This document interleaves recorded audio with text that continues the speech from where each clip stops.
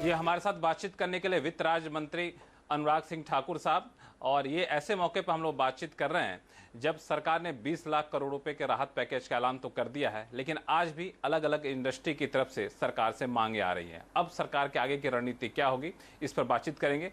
Sir, आपका स्वागत है सीएनबीसी आवाज में। धन्यवाद। सबसे पहला सवाल तो मेरा यही होगा कि 20 लाख करोड़ के बाद भी अलग अलग इंडस्ट्री की तरफ से जो मांगे आ रही हैं, क्या मांगा जाए उस मांग पे फिर से विचार कर रहे हैं आप कि नहीं, अब जो आपने अनाउंस कर दिया वो फुल स्टॉप है?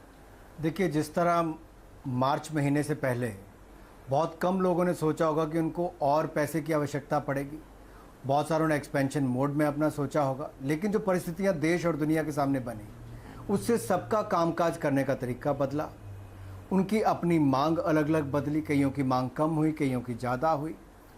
तो हमने पहला जो चरण में गरीब कल्याण पैकेज लेकर आए थे तो लोगों को लगा केवल यहीं तक, लेकिन उसके बाद हमने 20,97,000 करोड़ का जो पैकेज लाए, इससे हमने प्रयास किया है आत्मनिर्भर भारत बनाने का।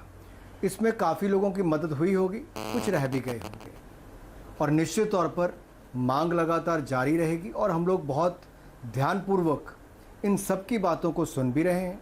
जो नए सुझाव आ रहे हैं उनको ध्यान में भी रख रहे हैं, इन पर विचार भी किया जाएगा, और ये नहीं कहा जा सकता कि जो अब तक किया बस इतना ही करना है। ये आपने बहुत बड़ी बात कही कि जो हमने अनाउंस किया वो फुल स्टॉप नहीं है, जो मांग आ रही है इस पर विचार कर रहे हैं, आगे भी हम इस बात की घोषणा कर सकते हैं ज़रूरत पड़ी तो।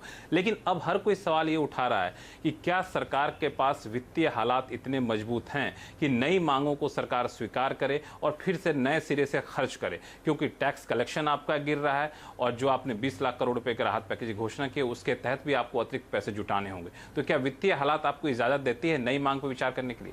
अगर लक्ष्मण जी आप एक तरफ देखें तो भारत के जो फॉरेक्स रिजर्व्स हैं वो आज तक के सबसे ज़्यादा हैं, लेकिन दूसरी ओर देखें कि रेवेन्यू जो है केंद्र सरकार का हो या राज्यों का हो वो लगातार गिर रहा है, क्योंकि 2 महीने एक तरह से देश बंद रहा, काम धंधे बंद रहे, और यही दबाव केंद्र की सरकार के ऊपर भी था कि राज्यों की मदद करनी। हमने 11,000 करोड़ रुपये आपदा राहत में उनको दिया, पहले से 92,077 करोड़ रुपये यानी कि 92,077 करोड़ रुपीज़ राज्यों को डेवल्यूशन ऑफ टैक्सेस के रूप में दिया, रेवेन्यू डेफिसिट ग्रांट के रूप में भी दिया। फिर उनका FRBM एक्ट में 3% से बढ़ाकर 5% कर दिया, 4.25 लाख करोड़ रुपया राज्यों को ज़्यादा मिल पाएगा, और वेज एंड मील्स एडवांसेस को भी 60% बढ़ा दिया है। लेकिन केंद्र के पास पैसा नहीं आया, फिर भी हमने राज्यों की मदद करने का काम किया। मेरा सवाल है कि वो केंद्र हमने कहाँ से पैसा लाएगा? इसलिए क्योंकि हमने 7,80,000 करोड़ रुपया साल के शुरू में रेज करने की बात कही थी, जिसको बढ़ाकर अब हमने 12 लाख करोड़ कर दिया है, यानी कि 4,20,000 करोड़ रुपया केंद्र सरकार इस वर्ष और रेज करेगी। ठीक है, इससे ताकि लोगों की मदद भी की जा सके, राज्यों की मदद भी की जा सके, और देश को आगे बढ़ाने का काम भी किया जा सके। अगर आप ये पूछ रहे हैं कि क्या केवल 12 लाख करोड़ पे आप रुक जाएंगे, तो मुझे लगता है अभी कहना बहुत जल्दी होगा। आगे परिस्थितियाँ कैसी बनती हैं, कितने की और आवश्यकता पड़ती है, उस धन को कैसे जुटाया जाएगा, हम आज भी संकोच नहीं किया कि 7,80,000 करोड़ से बढ़ाकर 12 लाख करोड़ किया है। भविष्य में भी देश को जिस तरह की जरूरत होगी वैसे कदम आपके पास लेकिन पैसा रेज करने की गुंजाइश कहाँ कहाँ दिख रही है?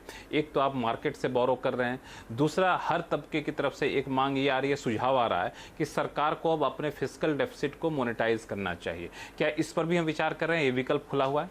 देखिए, बहुत सारे विचार आते हैं, कोई कहता है नोट छाप देने चाहिए, कुछ और कहते हैं, सब लोग अपने अपने विचार देते हैं। लेकिन जब आप एक जिम्मेदार पोजीशन पर बैठे तो आपको ये भी देखना है कि आज तो संकट से लड़ना ही है, आज तो देश में जान भी बचानी है, जहान भी बचाना है, लेकिन भविष्य में आने वाले महीनों में ये कोरोना वायरस क्या रूप लेगा, देश को और क्या कदम उठाने पड़ सकते हैं, उसको भी आपको ध्यान में रखकर काम करना है, और हम वो सब चीज़ें ध्यान में रख रहे हैं। इसलिए जो रिफॉर्म्स हम लोग लेकर आए हैं वो एक नया सेक्टर खोलने की बात की है, ताकि वहाँ पर विदेशी पूंजी निवेश आए, अपने लोग भी निवेश कर सकें और क्षेत्रों में भी कामकाज बढ़ सके। उस रिफॉर्म पे मैं आगे बातचीत करूंगा, लेकिन थोड़ा सा और स्पेसिफिक मैं आपसे समझना चाहूँ कि आपके इस 20 लाख करोड़ रुपए के राहत पैकेज के बाद जिस तरह से फीडबैक आपको आया, तो अगर थोड़ा सा आप हिंट दे सकें कि आपको कहाँ लगता है कि अब कौन सा सेगमेंट है जहाँ पे अब आने वाले दिनों में हम फोकस करेंगे? देखिए एक जैसे कि एक हॉस्पिटैलिटी सेक्टर बहुत डिमांड कर रहा है, एक्सपोर्ट सेक्टर डिमांड कर रहा है, एविएशन को हमने कुछ नहीं दिया, तो इस तरह से कुछ सेगमेंट हैं जो डिमांड कर रही है, लेकिन अभी तक हमने पूरा नहीं किया उसकी मांग को। देखिए सबसे पहले बंद होने वालों में भी restaurant, hotel, gyms, aviation, tourism से रिलेटेड, इन सबको, सिनेमास, इन सबको फर्क पड़ा और सबसे अंत में भी यही खुलने जा रहे हैं, तो निश्चित तौर पर इस मार्केट, इनके ऊपर दबाव पड़ा है। हमने बहुत सारे सेक्टर्स खोले हैं जैसे जैसे हालात सुधरे हैं, आगे भी इनके लिए करेंगे। लेकिन दूसरा संकोच लोगों के मन में ये होता है, क्या ये जो 3 लाख करोड़ रुपया दिया गया, क्या ये केवल एमएसएमईज के लिए है, माइक्रो स्मॉल मीडियम एंटरप्राइजेस के लिए है? नहीं, ऐसा नहीं। ये बिजनेसेस एंड एमएसएमईज, यानी कि बिजनेसेस इंक्लूडिंग एमएसएमईज, छोटे कारोबारी हैं वो भी इसमें छोटे कारोबार, आप ट्रेडिंग करते हैं, छोटी दुकान है, बाकी व्यापार है, जहां तक आपकी 25 करोड़ तक की क्रेडिट फैसिलिटी है और 100 करोड़ तक का आपका टर्नओवर है, तो आप सब लोग इसका फ़ायदा उठा सकते हैं। अब इसमें आपके रेस्टोरेंट वाले भी आ सकते हैं, होटल छोटे वाले भी आ सकते हैं, आपके टूरिज्म के बाकी सेक्टर्स वाले भी आ सकते हैं, और एविएशन, बड़ी एयरलाइंस नहीं आएंगी, लेकिन जो छोटे उनके स्टेक होल्डर्स हैं, उनके कंपोनेंट्स वाले, उन सबको भी लेकिन इसमें मेरी एक सख्त आपत्ति ये है कि आप 20 लाख करोड़ रुपए जो 3 लाख करोड़ एमएसएमई को देने की बात कर रहे हैं, आप पैसा नहीं दे रहे हैं, आप उनको कर्ज दे रहे हैं, उसकी गारंटी आप दे रहे हैं। मैं अगर एमएसएमई हूं तो मैं क्यों कर्ज लूंगा अगर वो हमारा कारोबार नहीं चल रहा है, हमें अपने कारोबार का भविष्य नहीं दिख रहा है, तो हम क्यों इस कर्ज लेंगे? सबसे बड़ा सवाल उठता है। अब तो फिर ये 3 लाख करोड़ पैकेज का मतलब क्या रह जाएगा मेरे लिए? मुझे लगता है तो सोच को सकारात्मक रखना पड़ेगा। This is not the end of the day और एंड ऑफ द वर्ल्ड। दुनिया ने इसको ताकत के साथ लड़ा है और पॉजिटिव सोच के साथ लड़ा है, और यही बड़ी बात है कि भारत ने, अगर आप कुल मिलाकर देखेंगे, जो दुनिया भर के 15 देश हैं जहां पर पॉजिटिव केसेस सबसे ज्यादा हैं, उनके मुकाबले भारत की जनसंख्या एक बराबर है, तो इससे स्पष्ट तौर पर पता चलता है कि वहां पर 83 टाइम्स ज़्यादा, यानी कि 83 गुना ज़्यादा मौतें हुई हैं, 34 गुना ज़्यादा वहां पर केसेस हुए भारत के मुकाबले। तो भारत ने कोविड से लड़ने के लिए बहुत अच्छे कदम उठाए। अब अर्थव्यवस्था को वापस पटरी लाने के लिए भी हम समझ कर ही कदम उठा रहे हैं।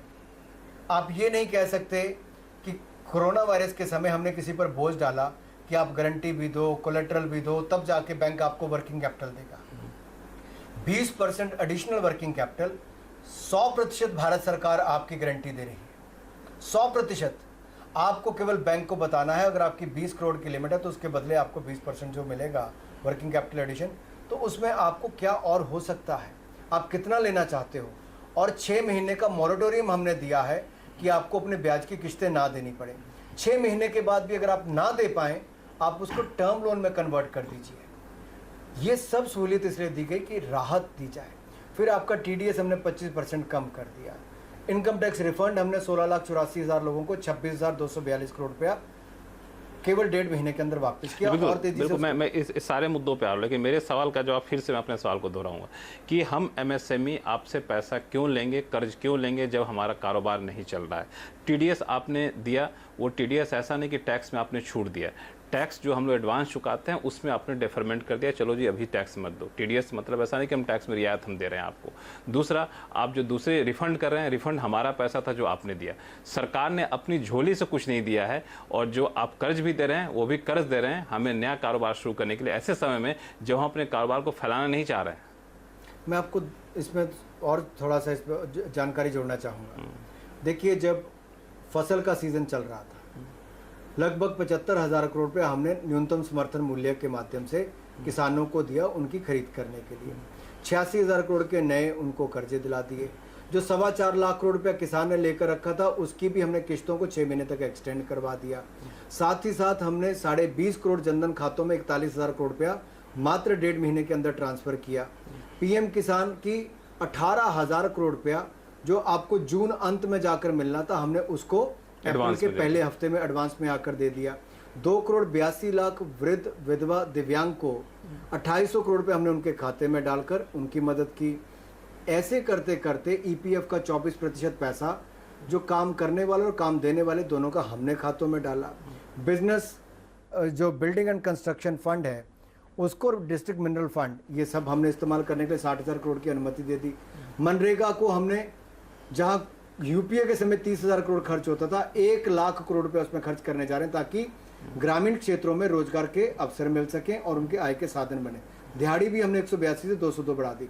तो सारा कैश कंपोनेंट एक तरह से क्या है, जैसे कैश कंपोनेंट जो उधर गया उसको आप काउंट कर रहे हैं। चलिए थोड़ा सा इससे अलग हट के मुद्दा मैं पूछूंगा कि हम एक समय में जब राहत पैकेज का ऐलान कर रहे थे उस वक्त तात्कालिक ज़रूरत क्या थी? मेरे हिसाब से, एक आम आदमी के हिसाब से तात्कालिक ज़रूरत ये थी जो माइग्रेंट वर्कर सड़कों से चलकर अपने घर जा रहे हैं उनको पहुंचाना, जो बेरोजगार माइग्रेंट वर्कर हैं उनके पास पैसा देना, राशन पानी पहुंचाना। ऐसे समय में इन सब पे फोकस करने के बजाय हम ऐलान कर रहे थे रिफॉर्म का, स्ट्रक्चरल रिफॉर्म का, हम एरोस्पेस में रिफॉर्म की बात कर रहे थे, हम ऐसे कानून में रिफॉर्म की बात कर रहे थे जिसपे सालों से अटके पड़े हैं। तो आपको लगता है तो रिफॉर्म की बात सही थी, लेकिन टाइमिंग गलत था सरकार को इस तरह के रिफॉर्म, बड़े रिफॉर्म ऐलान करने की, जबकि ज़रूरत थी हमें तात्कालिक कुछ राहत पहुँचाने की? मुझे लगता है इस पर दोनों बातें। पहला जो मैंने अभी गिनाया कि सबके खाते में पैसा डाला, 41 करोड़ खातों में 52,608 करोड़ रुपया डाला, ये एक फिगर आपको अलग बता रहा हूँ। इसके अलावा जब राज्यों के पास पैसे की आवश्यकता थी हमने केंद्र से दिया, हालांकि हमारी अपनी आय नहीं हो रही थी, हमारे पास टैक्सेस नहीं आ रहे थे, हमने फिर भी राज्यों को आपदा राहत के लिए पैसा दिया, वेज एंड मीन्स एडवांसेस बढ़ाए, अपने टैक्सेस ना आने के बावजूद भी उनको पैसा 92,000 करोड़ से ज़्यादा दिया, हमने ये भी किया। लेकिन अगर देश को आगे बढ़ना है तो रिफॉर्म्स क्यों चाहिए? किसान जो पिसता था, जंजीरों में जकड़ा रहता था, इसेंशियल कमोडिटीज़ एक्ट और एपीएमसी एक्ट के कारण उसको जंजीरों से मुक्त किया है, देश में कहीं सामान बेच सकता है। 1 लाख करोड़ रुपया उसके आधारभूत ढांचा कृषि क्षेत्र में बनाने के लिए उसके लिए सैंक्शन किया है। बी कीपिंग से लेकर मछली पालने से लेकर दूध पालने वाले के लिए अलग अलग योजनाएं लाई। इससे अगर हमारा फिशरीज एक्सपोर्ट 1 लाख करोड़ का होता है, दुगना हो जाता है, तो इससे आपको बल मिलेगा, क्यों ना करें? हमारे फिशरमैन डीप सी में जाके क्यों ना मछली पकड़ें और दुनिया भर में निर्यात करें या अपने देश की मांग को पूरा करें? इससे आपको आय के साधन मिलेंगे। बॉक्साइट और कोल, इसकी इकट्ठी नीलामी होगी तो आपकी एल्यूमिनियम इंडस्ट्री को फायदा। चलिए मैं आपकी बात को समझ गया। अब मुझे एक चीज़ बताइए कि ये जो ऐलान किया आपने, ठीक है, आप रिफॉर्म का ऐलान किया, मैं इससे सहमत हूँ कि ज़रूरत थी, लेकिन ये ऐलान ज़मीन पर लागू हो पाएंगे इसकी गारंटी क्यों, कैसे है? मैं इसलिए पूछ रहा हूँ क्योंकि एपीएमसी एक्ट में रिफॉर्म करने की बात हम सालों से करते आ रहे हैं। मोदी जी प्रधानमंत्री बने, मेरा पहले साल से ये कह रहे हैं कि राज्यों को एपीएमसी एक्ट बदलना चाहिए। अब हम मॉडल कानून लेकर आ रहे हैं, इसको राज्य मानेंगे कि नहीं मानेंगे? लेबर रिफॉर्म पर आपने सरकार की मंशा क्या है ये बताइए आपने, उसके बाद ही देखिए कितने ज़्यादा विरोध शुरू हो गए। तो ये जो रिफॉर्म आपने मन से कहा वो जमीन पर उतरेगा, इसकी गारंटी क्या है?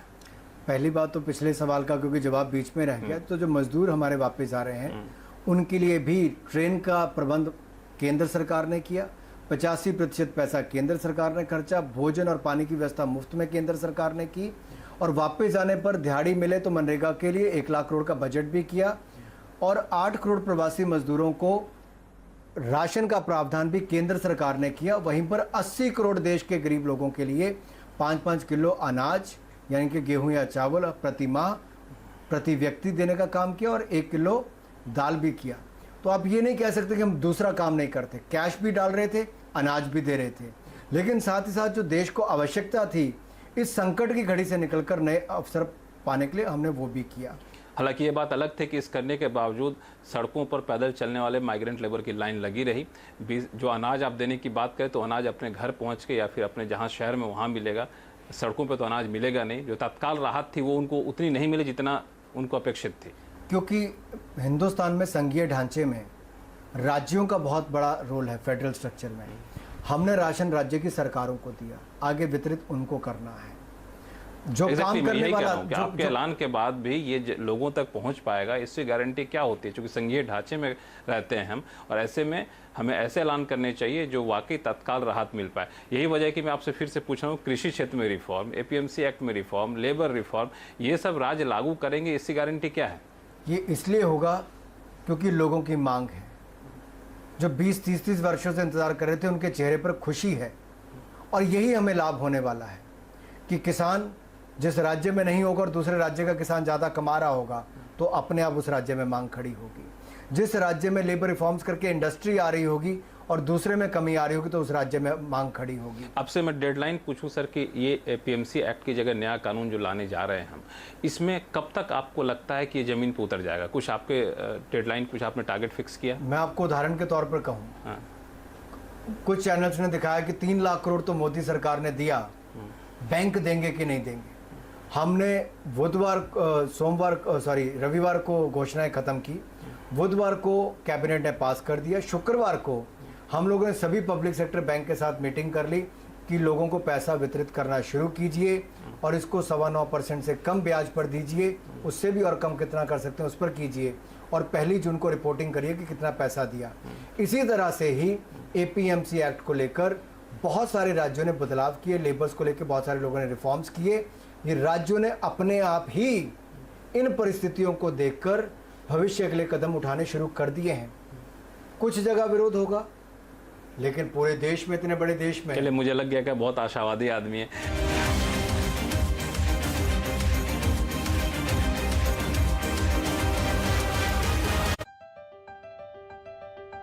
आने वाले कल की दस्तक हमें सुनाई देती है, नई मंजिल है जिस ओर हमें वो दिशा दिखाई देती है।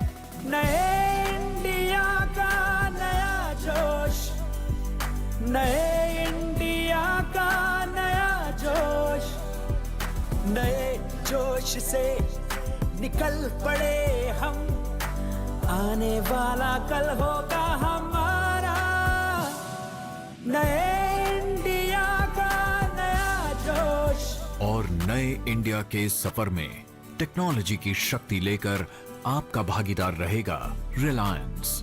नए इंडिया का नया जोश।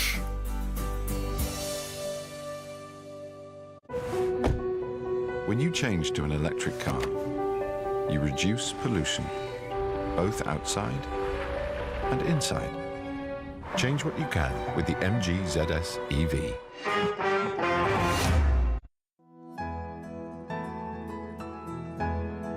अपना और परिवार का विकेट बचाना है, लंबी इनिंग्स खेलनी है, बीमारी के ओवर से बचो, क्रीज के अंदर रहो, लॉकडाउन के नियमों का पालन करो, समय आएगा तब सेंचुरी भी मारेंगे और छक्के भी। तब तक बस अपना ख्याल रखो। IIFL करता है सीधी बात।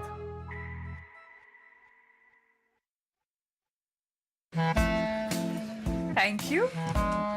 Hey, careful. What? It kills bacteria. Very funny. I know. Asian Paints Royale Health Shield. The paint that cares for you. पढ़ता है, खेलता है, झूलता उछलता है, दौड़ता कभी कभी दौड़ कराता है, आगे आगे बढ़ता है इंडिया, अमूल दूध पीता है इंडिया। हर कोई बोल रहा है म्यूचुअल फंड सही है, अब कहाँ इन्वेस्ट करूं कुछ समझ में नहीं आ रहा। प्रॉब्लम क्या है? 2500 से ज्यादा स्कीम्स हैं मार्केट में, कहाँ से शुरू करूं? इंडेक्स फंड से। इंडेक्स फंड ये देश की बड़ी कंपनियों में इन्वेस्ट करता है, तो चॉइस करने की प्रॉब्लम खत्म। बस इन्वेस्ट करना शुरू कर दे। थैंक्स। इन्वेस्टमेंट की तरफ आपका पहला आसान कदम इंडेक्स फंड। विजिट करें UTIswatantra.com। UTI हक एक बेहतर जिंदगी का। Mutual fund investments are subject to market risks. Read all scheme related documents carefully.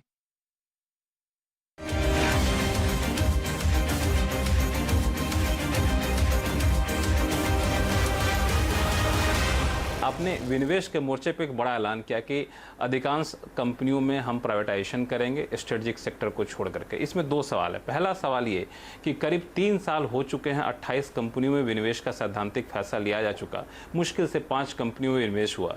Air India 3 साल से लटका पड़ा हुआ है। जब इतना सारा आप नहीं कर पा रहे हैं, ऐसे में सारी कंपनियों को प्राइवेटाइज करने का ऐलान कितना व्यवहारिक है? देखिए, व्यवहारिक इसलिए भी है, एयर इंडिया की एक अपनी दिक्कत है, उसको दूर किया गया। अब जब सब कुछ ठीक हुआ तो कोरोना वायरस आ गया। BPCL है, बहुत सारे लोग इच्छुक थे, लेकिन कोरोना वायरस आ गया। ये ना आपके हाथ में था ना मेरे हाथ में था। लेकिन आप ये कहेंगे कि उस समय तक और कदम ना उठाएं तो इसलिए कहा गया कि राष्ट्रहित, राष्ट्र सुरक्षा और जनहित को देखकर स्ट्रैटेजिक सेक्टर तय कर दिया जाएगा और बाकी को प्राइवेटाइज कर दिया जाएगा। और स्ट्रैटेजिक सेक्टर में भी एक कंपनी मिनिमम और मैक्सिमम 4 कंपनियां रहेंगी, बाकियों को भी प्राइवेटाइज कर देंगे। इससे विदेशी निवेश आएगा, घरेलू निवेश भी आएगा और बहुत सारे सेक्टर्स में आगे बढ़ने का अवसर मिलेगा। तो इस ऐलान का कोई टाइम फ्रेम बताएंगे आप? देखिए, हम तो जल्द से जल्द करना चाहते हैं, लेकिन कल तक जो आपका चैनल तय करता होगा कि इस तरह का रुख होगा। मार्च के बाद तो आपको भी पिछले 2 महीने में देखने को मिला होगा कि कुछ भी आप कहते हैं उसमें हर तीसरे दिन बदलाव हो जाता है। जब तक लोगों के मन में वो डर नहीं चला जाता, दुनिया भर से संकट की स्थिति नहीं हट जाती, तब तक किसी के लिए भी कुछ कहना बहुत जल्दबाजी होगी। लेकिन ये समय में आप अपना पेपर वर्क कर सकते हैं, आप तैयारी करके रख सकते हैं कि जैसे परिस्थितियां ठीक होंगी, जो लोग इनमें निवेश करना चाहते हैं, जो इनको खरीदना चाहते हैं, वो आगे आए। तो अभी माहौल है कि विनिवेश के मोर्चे पर हम धीरे धीरे कदम बढ़ाएं? हमने बड़ा स्पष्ट किया कि हम सही मार्केट का समय देखकर, जब दाम सही मिल रहा होगा तब इसको करेंगे, लेकिन उसमें भी एक लंबी प्रक्रिया है। आपने अगर BPCL का कहा होगा तो उसमें 1.5-2 साल लग गए। एयर इंडिया का 3 साल पहले का होगा तो इतना लंबा समय लग गया।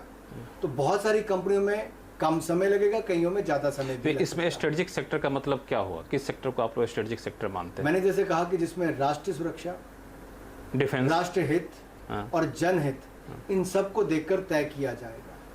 तो लिस्ट कब तक जारी कर देंगे आप स्ट्रेटेजिक सेक्टर? जल्द से जल्द कर दी जाएगी। एक दूसरा मुद्दा है वो इक्विटी मार्केट का। मुझे याद है कि पिछले साल प्रधानमंत्री ने खुद न्यूयॉर्क में कहा था कि इक्विटी मार्केट में टैक्सेशन स्ट्रक्चर में बदलाव करेंगे। बजट के बाद भी हम लोगों ने सवाल पूछा तो पता चला कि अभी इक्विटी मार्केट में टैक्स हैं, कितने कलेक्शन हो रहे हैं LTCG से, वो मुझे पता नहीं चल रहा है। जब पता चलेगा तब हम इस पर कॉल लेंगे। तो क्या इस राहत पैकेज की घोषणा के दौरान सरकार ने इस पर विचार किया कि इक्विटी मार्केट में टैक्सेशन स्ट्रक्चर को बदलाव करना चाहिए, या फिर इस पर कोई सरकार विचार कर रही है? लक्ष्मण जी, बहुत सारे सुझाव आए, जिनमें से एक ये भी हो सकता है। ऐसे बहुत सारे विचार आए कि यहाँ पे टैक्स में छूट दीजिए, यहाँ पे टैक्स में और राहत कर दीजिए। लेकिन आप देखिए, हमने एक के बाद दूसरा कदम उठाया। चाहे पहले कॉर्पोरेट टैक्स रेट का था, जिसको 30% से 15% किया ताकि और निवेश आ सके। फिर जो घरेलू इंडस्ट्री थी उसका टैक्सेशन को कम किया, इंडिविजुअल टैक्स रेट को उससे पहले कम किया। तो हम आहिस्ता आहिस्ता इस प्रोसेस को स्ट्रीमलाइन कर रहे हैं ताकि ज़्यादा से ज़्यादा यहाँ पर काम हो सके। और एक कहीं ना कहीं 10 साल तक एक जैसे टैक्स सिस्टम हो, इसकी लोग कल्पना करते हैं कि वो हो कि आपको पता हो जब आप निवेश कर रहे हैं तो अगले 5 साल 10 साल आपका यही टैक्स सिस्टम है। मैं थोड़ा सा और स्पेसिफिक पूछूंगा, मुझे लगता है संवेदनशील है इसलिए बहुत खुलकर नहीं बोल रहे हैं। क्या सरकार इक्विटी मार्केट में long term capital gains tax में किसी भी तरह की बदलाव या रियायत करने पर विचार कर रही है? जब भी सरकार उस पर मन बना लेगी या कोई बदलाव करने की जरूरत पड़ेगी या विचार करने का निर्णय कर लेगी तो विचाराधीन है कि नहीं है? तो आपके माध्यम से देश को बता दिया जाए। विचाराधीन है कि नहीं है? बहुत सारी चीजें विचाराधीन होती हैं, लेकिन उसकी चर्चा स्टूडियोज में नहीं। अच्छा, एक आखिरी सवाल वो ये है कि जिस तरह का दबाव वित्तीय स्थिति पर पड़ा हुआ है, ऐसे में सरकार फिस्कल डेफिसिट को लेके कितनी ज़्यादा चिंतित है? कई लोगों ने ये कहा कि रेटिंग एजेंसियों का डर सरकार के ऊपर, इसलिए सरकार बहुत ज़्यादा फिस्कल डेफिसिट को बढ़ाना नहीं चाहती है। ये डर वाकई में है क्या, या फिर नहीं है तो सरकार किस तरह से उदारवादी रुख अपना रही इस मोर्चे पर? देखिए, फिस्कल डिसिप्लिन में हम लोग विश्वास रखते हैं और यही कारण है कि 2014 से 2019 तक लगातार फिस्कल डेफिसिट को हम लोगों ने कम किया। लेकिन ऐसी परिस्थिति में जब देश में और पैसे की आवश्यकता है, तब आपको ये देखना है कि आपकी प्राथमिकता क्या है। आपको लोगों की जान भी बचानी है, आधारभूत ढांचे और कई सेक्टर्स में आपको निवेश भी सरकार को और बढ़ाना है। जहाँ पे ज़रूरत हो आपको लोगों की मदद या इंडस्ट्री की मदद करने के लिए भी आगे आना है। तो आप केवल फिस्कल डिसिप्लिन को देखकर नहीं चल सकते, आपको भविष्य को देखकर भी निवेश करना होगा। और जहाँ तक रेटिंग एजेंसीज की बात है, हिंदुस्तान के लिए रेटिंग एजेंसीज कोई अलग नहीं होंगी। पूरी दुनिया संकट के दौर से गुजर रही है, जो बाकियों पर लागू होगा वही भारत पर होगा। तो इससे डरना क्या है? आपने कुछ मन बनाया है सरकार के भीतर के फिस्कल डेफिसिट को कितना ज़्यादा हम लोग ब्रिज कर सकते हैं? कुछ एक टारगेट रखा है? देखिए, किसी ने कल्पना नहीं की थी कि फरवरी महीने में आपने बजट दिया हो और मई के शुरुआत में आपको उसी में 7,80,000 करोड़ से बढ़कर 12 लाख करोड़ रुपए पे कर्ज लेने की बात करनी पड़े। अगले 3 महीनों में क्या होने वाला है ये जो इंडस्ट्री शुरू हुई, हो सकता है और गति पकड़े, डिमांड हमारी एकदम से और ज़्यादा बढ़ जाए क्योंकि लोग भी वापस सिस्टम में आ रहे हैं। तो एक वो दिखता है। दूसरा है कि कोई बहुत जल्दी कोरोना वायरस का ठीक करने का उपचार कोई निकल आए, वैक्सीन निकल आए, कोई और तरीका निकल आए, तो बहुत लोगों में एक और आत्मविश्वास बढ़ जाएगा। लेकिन अगर हमें इसके साथ लड़ना भी पड़ेगा तो साथ साथ आत्मविश्वास, आत्मबल भी बनाए रखना होगा क्योंकि आत्मनिर्भर भारत बनाने के लिए सब कुछ बहुत आवश्यक है। चलिए, बहुत बहुत शुक्रिया अनुराग जी हमसे बातचीत करने के लिए। Thank you so much. आपका धन्यवाद।